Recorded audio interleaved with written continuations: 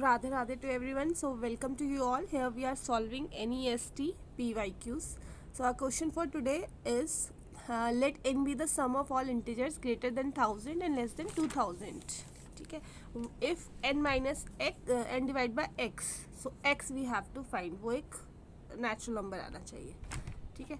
तो हमारे पास first term क्या है, वो है दिस, और लास्ट टर्म क्या है.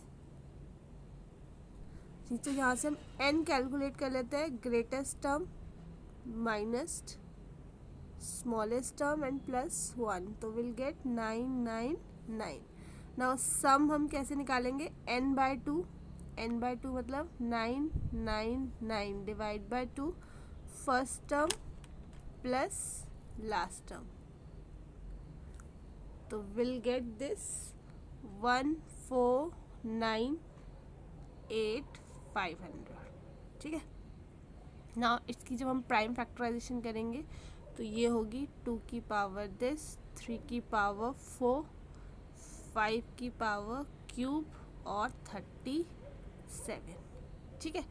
नाउ वी हैव टू सी कि इनमें से x जो है, हम जब डिवाइड करेंगे n को x से तो हमारा एक नेचुरल नंबर आना चाहिए. ठीक है.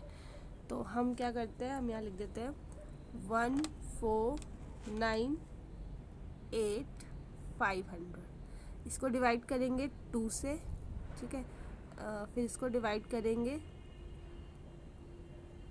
198,500 डिवाइड बाय 3. ठीक है. और divide by 5 divide by 37 divide by 37, और ये आ जाएगा 5. तो देखो क्लियरली दिख रहा है 2 से तो डिवाइड हो रहा है. एक आपका नेचुरल नंबर ही आएगा अगर 2 से ये डिवाइड होगा. सर्टेनली सही है. ठीक है.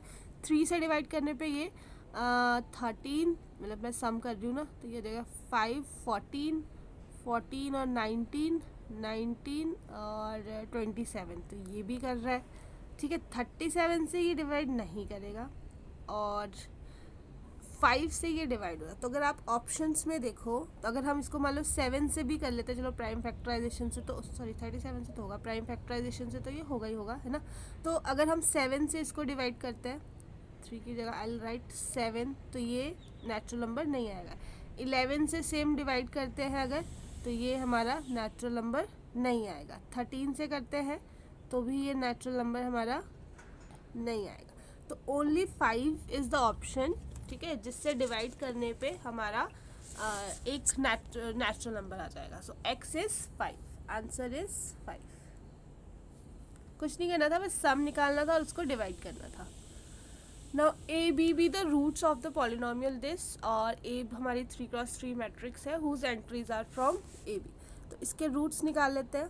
तो इसके रूट्स हमारे बन जाएंगे 3x + 1 और x - 2. तो मतलब x की वैल्यू आपकी -1/3 आएगी. सॉरी, ये माइनस है और ये प्लस है. ये माइनस है, ये प्लस है. ठीक है. तो यहाँ पे आपका x जो है वो आ जाएगा 1/3 और -2.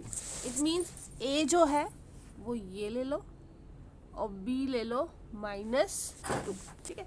तो अब आपको देखना है डिटर्मिनेंट. क्या हमारा डिटर्मिनेंट कभी 0 हो सकता है कि हमारा a और b अगर है तो यस हो तो सकता है. ठीक है. अगर हम ये चीज़ कर ले तो नहीं, तब भी 0 नहीं होगा. ठीक है. तो अगर हम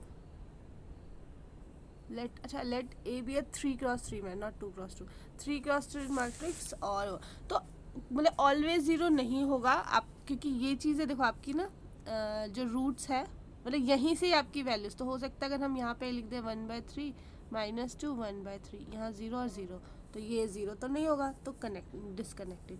अब इसमें लिखा है 0 से +48. तो अगर मैं ये वाला पर्टिकुलर केस ले लूँ तो इसमें मेरा डिटर्मिनेंट क्या आ जाएगा, -2/9, जो इस कैटेगरी में तो आ ही नहीं रहा है. ठीक है.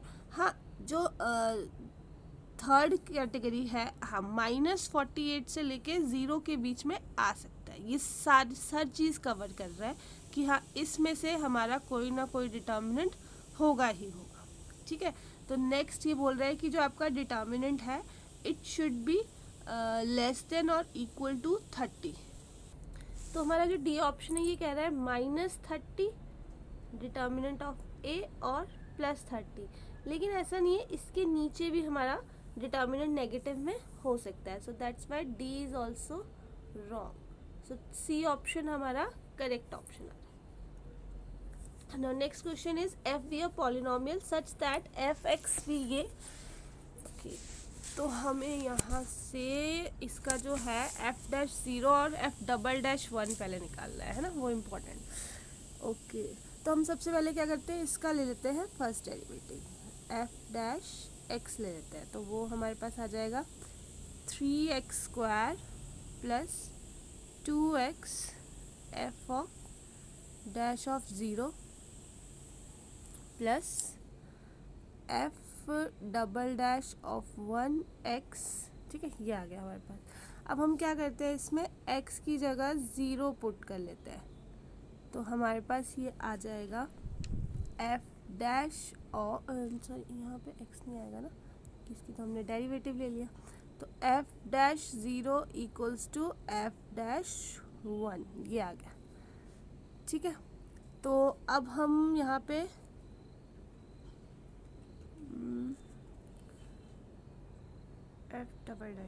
अब ये f' की जगह मैं f'0, तो मैं ये जो हमारे पास फंक्शन f(x) दिया है इसको लिख सकती हूँ x³ plus f'0 x² plus f'0 x plus 6, तो ये आ जाएगा x³ प्लस f'0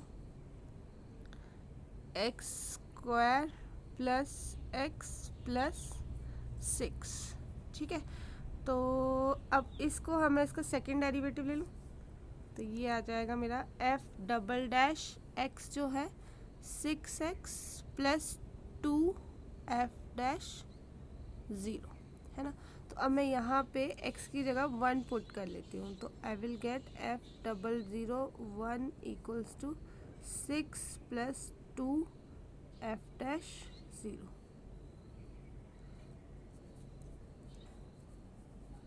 ये बस याद रखना है f'0 जो है f' मतलब सेकेंड डेरिवेटिव f'1 के इक्वल है ना, ये आगे भी यूज़ होगी चीज़। नाउ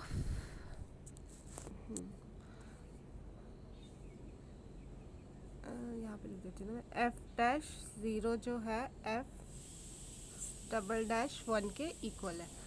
नाउ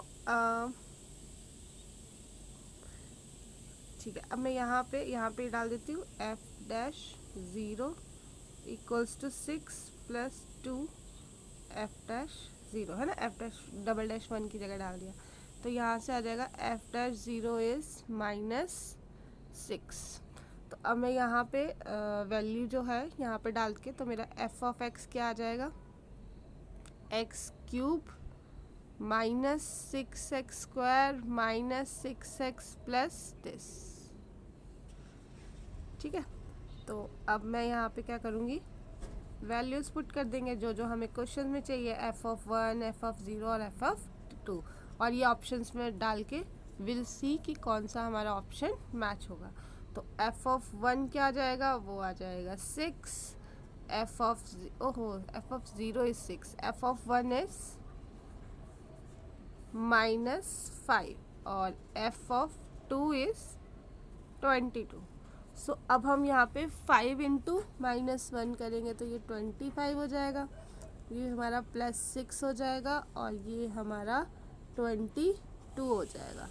तो ये -3, ये आ जाएगा -3, लेकिन यहाँ तो 4 बोल रहा है, तो ये 0 हो गया। अभी आएगा सेकंड ऑप्शन 30 और -5 प्लस 22, तो ये भी गलत है, ये तो 3 आ ही नहीं रहा है, ठीक है। अब क्या, बस हमें यहाँ पे वैल्यूज़ पुट करनी है, ठीक है। तो सी ऑप्शन में क्या है, 5 इंटू 2 मतलब 110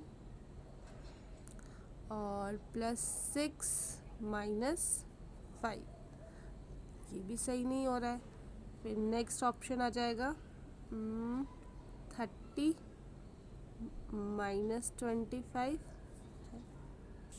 और एक मिस्टेक है कि ये हमारा -22 हो जाएगा। F22 is -22।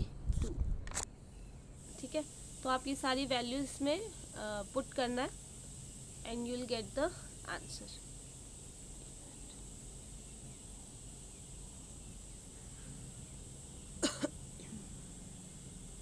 F2 is -22। ठीक है, so this is correct options. बाकी calculation is on your own. Thank you so much.